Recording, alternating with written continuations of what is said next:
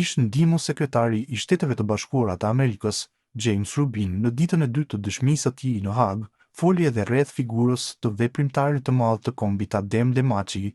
Ai foli rreth një telefonate të Mandelës së Ballkanit aso kohë me sekretaren Madeleine Albright, ku kishte thënë se ose do të bëhej pavarësia, ose do të vdisnin të gjithë. Ati ju prezantua edhe një dokument ku tregohej se ishte i Albright lidhur me bisedat që ajo i ka pasur me Adem Demacin, ndaj të cilit ishte kërkuar që ta mbështeste Thatchin. Ai, Demaci, tha se nuk më intereson se sa njerëz vdesin.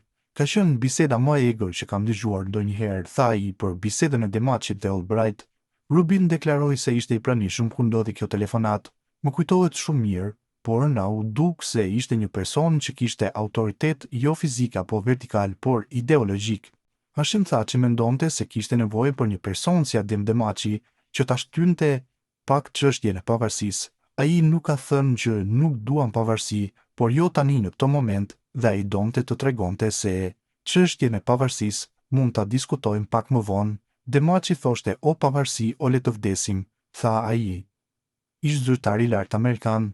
Sipas Rubin, kjo ishte shenjë që Thatchi kishte nevojë për Demacin. Sipas meje, kjo ishte një shenjë që Thatchi kishte nevojë për Demacin të thoshte që ta shtym pak më vonë çështjen e pavarësisë. Prandaj zoti Demaci ishte e prori i tij nga vendimarrja në këtë grup. Ai kishte nevojë për mbështetje ideologjike nga themeluesi apo personi kryesor ideologjik, theksoi ndër të tjera Rubin në këtë dëshmi të ditës së dytë të tij në Hag.